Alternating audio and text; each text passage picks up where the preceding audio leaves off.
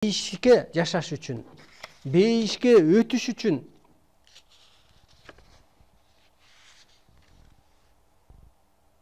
табият менен таттуу мамилеге, гармонияга чыккан кезде, анан биз табиятта бир арам жер болбогондон кийин, адамда бир адал жер калбаса, өткөн эфирде да айтып өттүк эле. Ким азыр адал?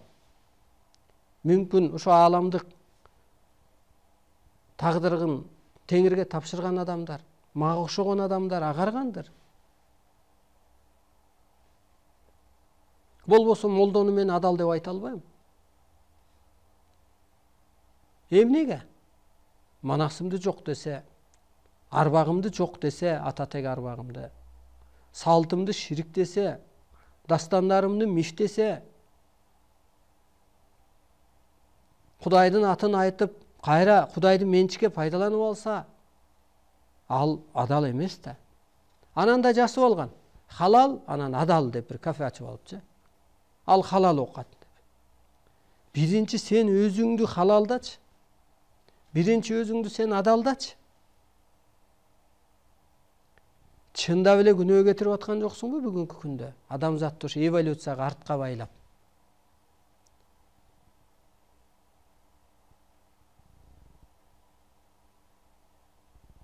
Мына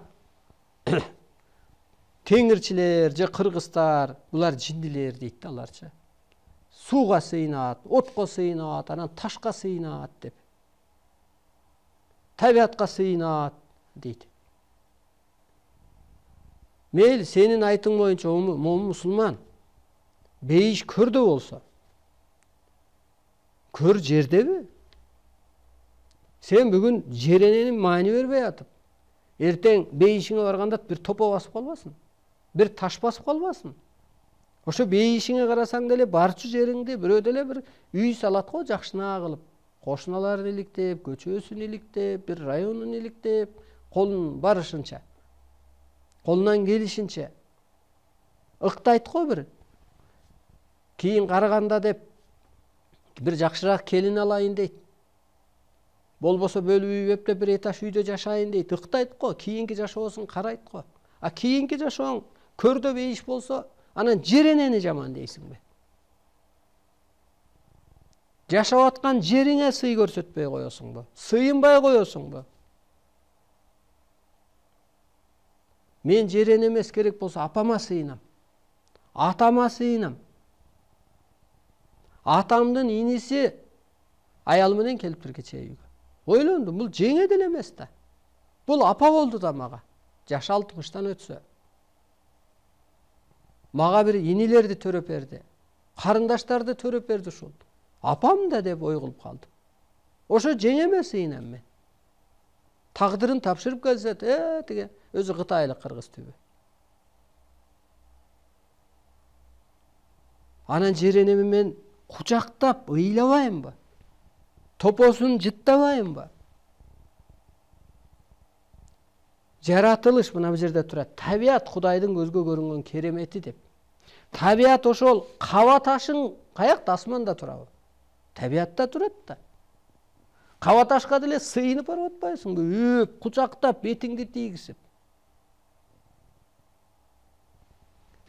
Ага, азыр каба ташка караганда кыргыз жергесинин касиети күчтүү. Ушуну эсиңерден чыгарбаңыз. Ошон үчүн кыргыздын башын аттап, ажыга барба деп ааламдан, Кудайдан буйрук түшкөн. Кырсыктап каласыңар деп. Анткени кыргыз жергесине кут жылдыз түшкөндүктөн, куйруктуу жылдыз энергия түшкөндүктөн, кыргыз жергесине да энергия түштү, нур түштү деп.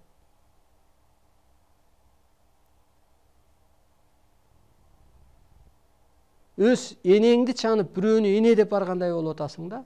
Жер энеңди чанып туруп, бала бир кургак ташка барып атасың. Же өсөң өсүп келсечи аяка барып, же жан дүйнөң тазарып келсечи. Мына, ошол сыяктуу келиңиз. Табиат Кудайдын көзгө көрүнгөн керемети болсо, менен Кудайды таппасам дагы атам аалам болсо, энем жерде. Энеме таажим этсем, атам ыраазы болот да. Энеме карасам, атам ыраазы болот да, мына үйдө деле. Жөн эле мындай эле ата ыраазы болот. Аалам андан акылдуу да. Адамды жерге эмнеге жаратты? Анда арбай эле келип чөп чаппайбы? Арбай эле келип бак тикпейби? Анда кол бут корпус жок болуп атат да. Ошо жер энени сактасын деди. Жер энени көрктөндүрсүн деди.